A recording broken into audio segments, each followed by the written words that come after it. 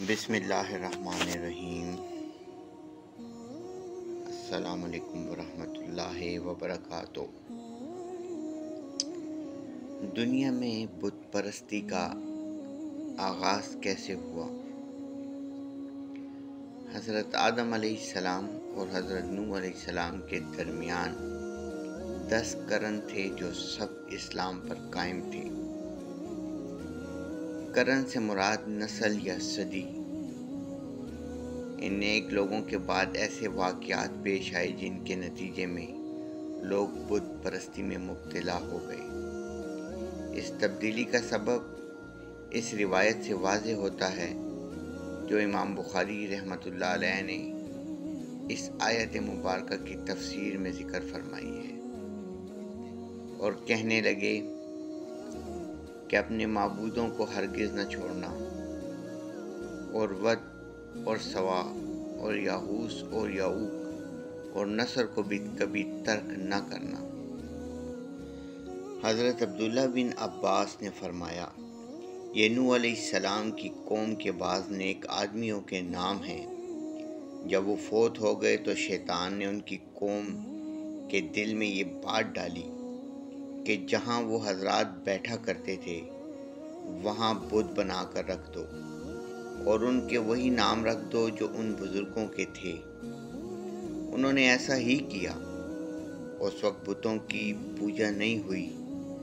جب وہ لوگ فوت ہو گئے اور علم مٹ گیا تب ان کی پوجا کی جانے لگی۔ حضرت عبداللہ بن عباس رضی اللہ تعالیٰ عنہ نے فرمایا، نوح علیہ السلام کی قوم کے یہی بت بعد میں عرب میں پوجے گئے۔ امام ابن جریر رحمۃ اللہ علیہ نے اپنی تفسیر میں محمد بن قیس رحمۃ اللہ علیہ سے روایت کی ہے۔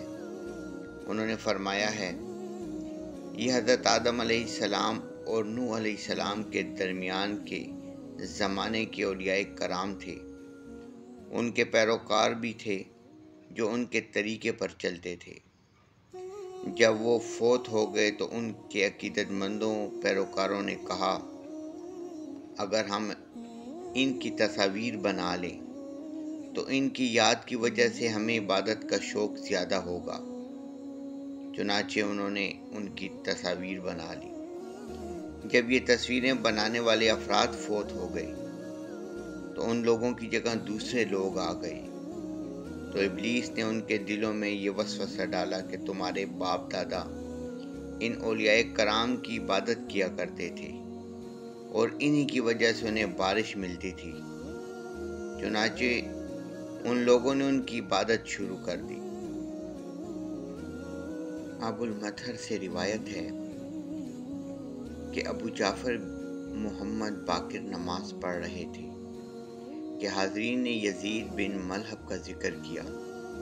نماز سے فارغ ہو کر انہوں نے فرمایا، تم نے یزید بن ملہب کا ذکر کیا ہے، وہ اس علاقے میں قتل ہوئے ہیں جہاں سب سے پہلے غیر اللہ کی پوجا ہوئی تھی۔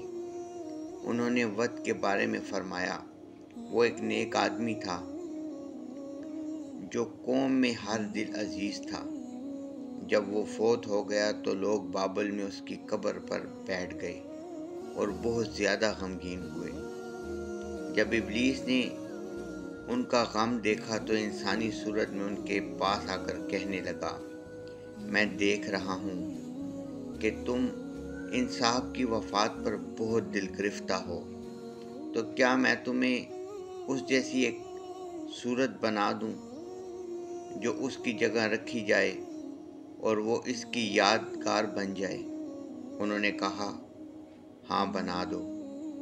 اس نے ود کا ایک بت بنایا۔ انہوں نے اسے چوپال میں رکھ لیا اور اسے یاد کرنے اور اس کے ساتھ باتیں کرنے لگے۔ جب ابلیس نے دیکھا کہ لوگ ود کو بہت یاد کرتے ہیں تو کہا، کیا میں تم میں سے ہر شخص کے گھر میں اس طرح کا ایک مجسمہ نہ بنا دوں جس کو دیکھ کر وہ اسے یاد کریں؟ انہوں نے کہا، ہاں بنا دو۔ اس نے ہر شخص کے گھر میں ایک بت بنا دیا۔ وہ اس کو دیکھ کر اس کو اللہ کے ولی ود کو یاد کرتے تھے۔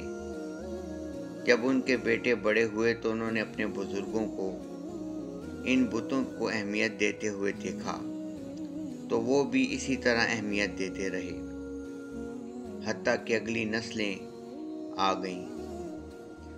اگلی نسلوں کے لوگ اس بات سے بے خبر تھے کہ ان کے بزرگ انہیں کیوں یاد کرتے تھے، البتہ انہوں نے آہستہ آہستہ ان کی عبادت شروع کر دی۔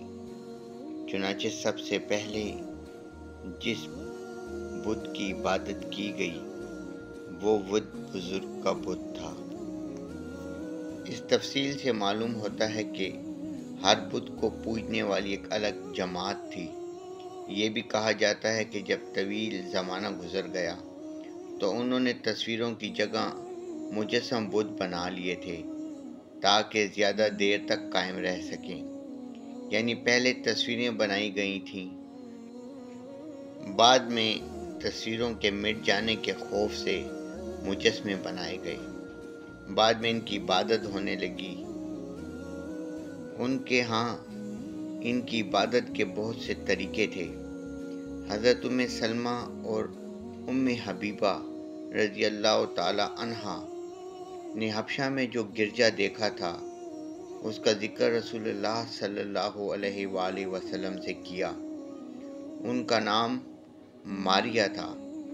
انہوں نے اس خوبصورتی کا ذکر کیا اور اس میں جو تصویریں تھیں ان کا ذکر کیا تو رسول اللہ صلی اللہ علیہ وآلہ وسلم نے فرمایا، ان لوگوں میں جب کوئی نیک آدمی فوت ہو جاتا تھا تو اس کی قبر پر مسجد عبادت گاہ تعمیر کرتے تھے اور اس میں تصویریں بناتے تھے۔ اللہ کے ہاں یہ لوگ مخلوقات میں بدترین ہیں۔ دعا ہے رب کائنات سے کہ وہ ہمیشہ ہم پر اپنا فضل و کرم رکھے، آمین ثم آمین۔ اللہم صلی علی محمد وعلی محمد۔